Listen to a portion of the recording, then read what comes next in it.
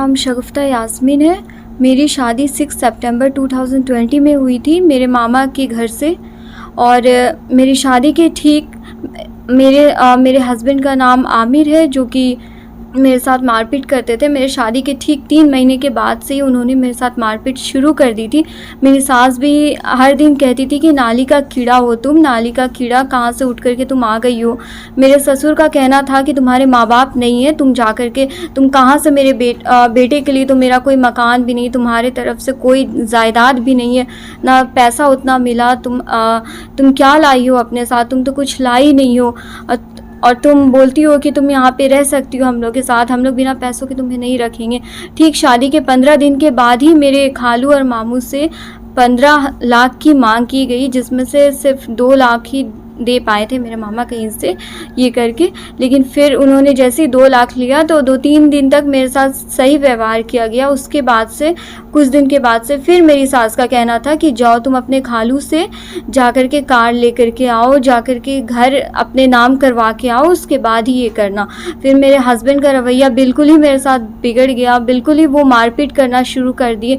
मेरी ननद लोग जो मुझे कभी कभी मिर्ची खिला देती थी, कभी कभी मारपीट करती थी और कहती थी कि तुम तो गटर का कीड़ा हो, तुमको कोई जगह नहीं यहाँ पे, हम लोग के साथ तुम ये नहीं कर पाओगी क्योंकि तुम्हारा रवैया भी ठीक नहीं है। गलत गलत इल्ज़ामात लगा करके मुझे निकालने की काफ़ी बार उन्होंने कोशिश की।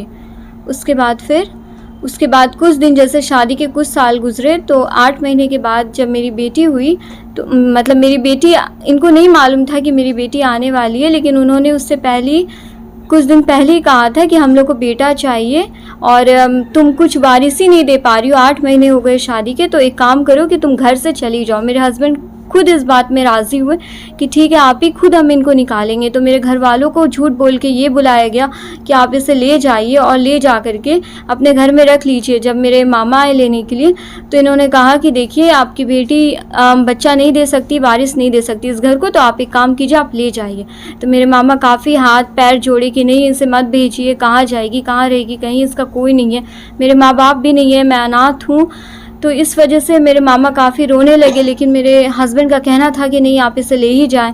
और मेरी सास का रवैया दिन ब दिन बिगड़ता जा रहा था। वो हमेशा मेरे शौहर को ये कहती रहती थी कि ये लड़की तुम्हारे लिए सही नहीं है, ये लड़की का जब से ये घर में आई है ये कुलच्छनी है, ऐसे वैसे कह करके मेरे शौहर के मन में बहुत कुछ पैदा करती थी, जिसके कारण मेरे शौहर भी काफ़ी मारपीट करना, बाल खींच करके मारना, पीटना, मेरी नंदों का मुझ पे धक्का दे देना, ये रवैया लगातार बढ़ता चला। जी, मैं 8 महीने जब मायके से आई बिता करके, तब मैं प्रेग्नेंट थी। तो क्या हुआ आप प्रेग्नेंट होने के दरमियान में, क्या क्या हुआ आपके साथ? जब मैं प्रेग्नेंट होकर अपने मायके से अपने ससुराल आई तो उस बीच मेरी बार सोनोग्राफ़ी कराई गई, 7 बार सोनोग्राफ़ी कराई गई। हालांकि एक डॉक्टर से यहाँ से मैं सोनोग्राफ़ी करके अपने मायके से गई थी, लेकिन उसके 2 दिन बाद ठीक फिर से सोनोग्राफ़ी कराई गई। सोनोग्राफ़ी क्यों कराया जा रहा था बार-बार? सोनोग्राफ़ी सिर्फ इसलिए कराया जा रहा था क्योंकि मेरे ससुराल वालों का मानना था कि मेरे पेट में कोई बच्चा नहीं है, और वो अगर बच्चा है भी तो नाजायज़ है, मेरे शौहर का बच्चा नहीं है, वो किसी और का बच्चा है। जी, डीएनए टेस्ट भी हुई थी। डीएनए टेस्ट भी कराया गया? जी, डीएनए टेस्ट भी कराया गया। जी, ससुराल वालों की तरफ से डीएनए टेस्ट भी कराया गया था। ये सारी घटना जब घटी, इसके बाद आपने कभी थाने में कभी कंप्लेन किया? जी, मैंने नज़दीकी थाने में डोंडा पुलिस स्टेशन में वहाँ पे अपनी प्राथमिकी दर्ज कराई थी, लेकिन वहाँ पे से कोई भी एक्शन नहीं ली गई। वहाँ पे ये कहकर भेज दिया गया कि ये सब में केस वगैरह नहीं लिया जाता है इन सब। आपके ननद और जो पति हैं वो क्या करते हैं, क्या उनका पूरा विस्तार से बताइए। पति क्या करते हैं आपके? मेरे जो पति है, जूते का दुकान है, 2 दुकान है, जहाँ पे मेरे पति का 2 दुकान है, जहाँ पे वो मतलब ये करते हैं, काम करते हैं जूतों का। और मेरी ननद जो है, 3 ननद पाकिस्तान में शादी हुई है उनकी, तो वो 3 साल से यहीं रहती थी, अभी गई हैं। और मेरी एक ननद चक्रधरपुर में रहती हैं, और मेरी एक ननद कुंवारी है जो कि अभी कॉलेज में पढ़ाई करती हैं। सबसे ज़्यादा तंग कौन करती थी आपको?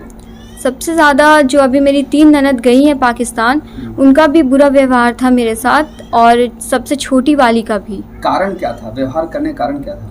कारण ये था कि उनका कहना था कि मेरे भाई के लिए तुम एक अच्छी बीवी नहीं हो, तुम्हारा कोई ख़ानदान नहीं है, तुम एक नाली का कीड़ा हो, तुम एक अनाथ हो। आपने पता करने की कोशिश की आपने आपके शौहर को किस प्रकार की पत्नी चाहिए थी? मेरे शौहर को चाहिए थी कि दिन भर काम करती रहे और जो वो कहे वही करे और मतलब घर में बंद रहे, और जैसा कि उनके माँ बाप चाहते हैं कि वो किसी से बातचीत ना करे, अपने घर वालों से ना मिले, घर ना जाए, सिर्फ एक घर में बंद रहे, और अगर वो प्रताड़ित भी करते हैं तो उसको सहन करते हुए उसके घर में रहे। आप कितनी पढ़ी लिखी हैं, अपने बारे में बताइए।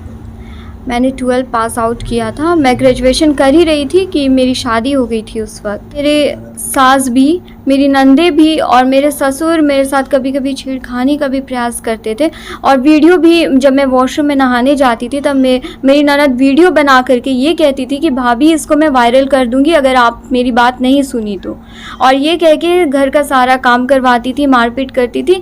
मैं ये कह के चुप रह जाती थी कि कहीं ये वीडियो वायरल ना हो जाए। जो वीडियो आपकी बनाती थी उनका नाम बताइए। उनका नाम है कशिश खान। जो सब लोग आपको प्रताड़ित करते थे उस घर में आपके पति के अलावा उन सब लोगों का नाम बताइए। मेरी सास का नाम है सरवरी कौशर, जो कि मुझे हर वक्त ताने के साथ मारपीट भी किया करती थी। मेरे ससुर मोहम्मद इरफान खान, जो कि मेरे साथ छेड़खानी का भी प्रयास करते रहते थे। और मेरी एक ननद है जो ये हिना खान, वो हमेशा मुझे कहती थी कि तुम तो बांझ हो। और मेरी दूसरी ननद का नाम है फरिया खान, जो कि मेरे ऊपर हमेशा मुझे टॉर्चर करती रहती थी। और मेरी तीसरी ननद है जो कि एक रानी नाम है उनका, वो हमेशा मुझ पे ये कहती थी कि मेरे भाई को तो अच्छी से अच्छी लड़की मिल रही थी, तुम मिल गई मेरे भाई को, तो तब से मेरे भाई की ज़िंदगी बर्बाद हो गई। और वीडियो बना के वायरल कौन करती थी? वीडियो बना के वायरल मेरी सबसे छोटी ननद कशिश खान करती थी। वो रांची में ही रहती है? जी, वो रांची में ही रहती हैं। अभी मेरे शौहर ने मुझे घर से निकाल दिया है ये कहकर कि तुम्हें लड़की हुई है, लड़का नहीं हुआ है, तो हमारे घर का वारिस, हमारा घर का चिराग नहीं आया है जो कि हमारे घर को आगे चला सके, जिसकी वजह से मुझे निकाल दिया गया। और उसके बाद मुझे, जब मैं अपने घर गई तो मुझे वहाँ पे से भी निकाल दिया गया। कई बार मैंने जाने का प्रयास किया, लेकिन वहाँ मुझे धक्के मार के मेरी सास कह दी कि जाओ, जिसका बच्चा जहाँ से लाई हो नाजायज़ बच्चा, वहाँ जाके उसके पास जाके फेंक दो, मुझे बच्चा नहीं चाहिए। और मेरे शौहर का कहना था कि ये बच्चा लेकर के तुम्हें वहीं फेंक देंगे जहाँ पे से तुम आई हो। आप अंतिम बार कब आई अपने ससुराल से यहाँ? मैं अंतिम बार 21 फरवरी 2022 को यहाँ पे आई थी। वो घर वाले भगा दिए आपके ससुराल वाले? जी, मेरे ससुराल वालों ने मुझे भगा दिया था, मेरे घर वालों के साथ ये कह करके कि जाओ, तुम्हें 3 दिन में ले आया जाएगा। आपका सब सामान वगैरह? मेरा सारा सामान वगैरह सब मेरे ससुराल वालों ने छीन लिया मुझसे। मेरी कुछ जेवर थे जो कि मेरे पाकिस्तान में मेरी जो 3 नंदे रहती वो लेकर के चली गई, और उसके बाद मुझे मेरा कोई सामान नहीं मिला। अभी आप कहाँ रह रहे हैं? अभी मैं अपने मामा के घर में रह रही हूँ, अपने बच्चे को लेकर के। ये सारे मामले को लेकर के, न्याय की मांग को लेकर के स्थानीय थाना को आपने सारी सूचनाएं दी, सारी बातें बताई आपने? जी, मैंने सारी सूचना दी थी। मेरे पास इसकी FIR की कॉपी है, जो कि मैं सबको दिखाना चाहती हूँ कि मैंने वहाँ पे एक FIR दर्ज करवाई थी, जहाँ पे कोई भी इसके लिए कार्रवाई नहीं की गई। थाना से क्या कुछ बताया गया आपको? थाने से मुझे ये बताया गया कि देखो, तुम्हें ये करके कुछ नहीं मिलेगा, क्योंकि इसको करके तुम्हारा ही टाइम वेस्ट होगा, तुम अपने हस्बैंड को खो दोगी। ये सब मुझे डराया धमकाया गया। यहाँ तक कि मेरे जो एक है इमरान चाचा ससुर है, उन्होंने भी मुझे धमकाया, उन्होंने भी मुझे धमकी दी कि अगर तुम थाने तक बात ले जाओगी तो याद रखना कि मैं तुम्हें अपने घर मैं तुम्हें ऐसा ये करवाऊँगा कि तुम फिर कहीं मुँह दिखाने के काबिल नहीं रहोगी। उसके बाद न्याय के लिए आप कहाँ गए? मैं न्याय के लिए महिला थाना भी गई थी, जहाँ पे मुझे कोई भी किसी भी तरह का कार्रवाई, वहाँ पे मना कर दिया गया कि नहीं, कोई भी कार्रवाई नहीं हो सकती है इस केस के ऊपर में, और वहाँ पे से भी मुझे भेज दिया गया। उसके बाद फिर मैं डोंडा थाना भी गई, जहाँ पे मैंने FIR की कॉपी भी दिखाई थी, ये हुई थी वहाँ पे, लेकिन वहाँ पे भी कह दिया गया मुझे कि नहीं, यहाँ पे भी कोई कार्रवाई नहीं हो सकती है, तो वहाँ पे से भी मुझे भेज दिया गया। ठीक है, परिवारजन आपके साथ इस तरह से क्यों कर रहे हैं? क्योंकि पति चाहते थे कि बेटा हो, मेरे ससुराल वाले चाहते थे कि बेटा हो, बेटी नहीं। जब से मेरी बेटी पैदा हुई उसके बाद से मुझे निकाल दिया गया, और मुझे उसके बाद से ले जाया नहीं गया, ये कह कर के कि बेटी दियो, बेटा नहीं दियो। और दूसरा कि मेरे हस्बैंड ने मुझे फ़ोन पर ही 3 तलाक दे दिया था, ये कहकर कि अब मैं तुम्हें छोड़ता हूँ और मैं तुम्हें 3 तलाक देता हूँ। फ़ोन पर ही उन्होंने मुझे 3 तलाक दे दिया था। ये सोनोग्राफी की भी बात आप बोल रहे थे, सोनोग्राफी में क्या वो जी, सोनोग्राफ़ी में क्या हुआ था कि मेरा यहाँ पे मेरे मायके वालों की तरफ से ही पहले डॉक्टर से दिखाया गया था कि मैं प्रेग्नेंट हूँ या नहीं, तो ये पॉजिटिव आया था। उसके बाद से फिर अल्ट्रासाउंड कराने मेरी डॉक्टर मना की थी, जिसकी वजह से लक्ष्मी नर्सिंग होम में मेरे ससुराल वाले मुझे ले गए और वहाँ पे डॉक्टर ने मना भी किया कि नहीं, अब सोनोग्राफ़ी नहीं हो सकती है, क्योंकि इसमें डेंजर होता है कि बच्चे को कहाँ पे किस तरह का नुकसान हो। लेकिन मेरे पति और मेरी जो एक ननद भी गई थी और मेरे ससुर, ये तीनों मिल करके कहने लगे कि नहीं, आपको करना ही होगा सोनोग्राफी, इसके लिए चाहे इसकी जान भी क्यों ना चली जाए। कौन बच्चे से की अस्पताल जान। के नाम फिर से बताइए। लक्ष्मी नर्सिंग होम, कहाँ पर है? जो कि ट्रोंडा में हीनू चौक के पास है, वहाँ पे कराई गई थी। और वहाँ पे सोनोग्राफी कराने की वजह से मेरे बच्चे की आँख में प्रॉब्लम आ गई, जिसकी वजह से अब उसका पूरा खर्च कैसे कहीं पे कोई नहीं उठा पा रहा है, क्योंकि अब सर्जरी होनी है उसकी।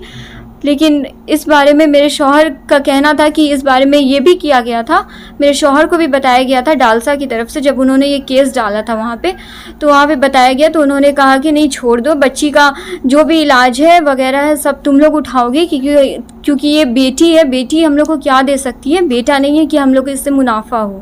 जबरदस्ती सोनोग्राफी 7 बार आपकी सोनोग्राफी आप बता रही हैं कराई गई? जी, ज़बरदस्ती की सोनोग्राफ़ी कराई गई थी कि नहीं, करना है तो डॉक्टर ने हार मान के मेरी सोनोग्राफ़ी कर दी थी। लेकिन जिसकी वजह से मेरी बच्ची को लेज़र लाइट की वजह से प्रॉब्लम आ गई आँख में, और फिर खून और पानी दोनों का एक साथ आ गया आँख में, जिसकी वजह से वहाँ पे बबल्स बन गया पूरा। अभी मैं काफ़ी तकलीफ़ में अपने मामा के घर में रह रही हूँ, क्योंकि मेरे मामा का एक छोटी सी रिपेयरिंग की दुकान है, जिससे मेरे मामा खर्च किसी तरीके से निकाल रहे हैं। और मेरे शौहर की तरफ से कोई भी मदद नहीं है मुझे, किसी भी तरह की मदद नहीं है मुझे। और मेरी बच्ची को हॉस्पिटल ले जाना, ये करना वो करना, बहुत मुश्किल से इसका खर्च उठाया जा रहा है। और मैं काफ़ी 6 महीने 7 महीने से मैं अपने मायके में ही रह रही हूँ। मुझे मेरे शौहर ने 3 तलाक की धमकी भी दी थी, और 3 तलाक मुझे दे भी दिया मेरे शौहर ने फ़ोन पर, और कहा कि अब वो दूसरी शादी करेंगे। अब मैं न्याय के लिए, अब मैं कहाँ जाऊँ, किसके पास जाकर मैं गुहार लगाऊँ? केंद्र सरकार, झारखंड सरकार और जिला प्रशासन से मेरी यही गुहार है कि मेरे साथ न्याय किया जाए। क्या 3 तलाक देना, फ़ोन पे अगर कोई कह दे कि 3 तलाक हो जाए, तो क्या 3 तलाक हो जाता है? मैं कहाँ जाऊँगी, फिर मैं कहाँ रहूँगी? मेरे पास कोई घर नहीं, मेरे पास रहने के लिए कुछ नहीं है। अगर मेरे साथ न्याय नहीं किया जाता है तो मैं और मेरी बच्ची, हम दोनों मर जाएंगे। हम दोनों कहाँ जाएंगे? हमारे पास कुछ भी नहीं है। तो मैं यही आप लोग से गुहार लगाना चाहती हूँ कि मेरी मदद करें, मेरी और मेरी बच्ची की मदद करें, हम दोनों को इंसाफ दिलाएं। हम दोनों इंसाफ चाहते हैं, हमें प्लीज़ आप लोग इंसाफ दिलाएं। और अगर मेरे बच्ची और मेरे साथ कुछ भी होता है तो इसके ज़िम्मेदार मेरे ससुराल वाले होंगे।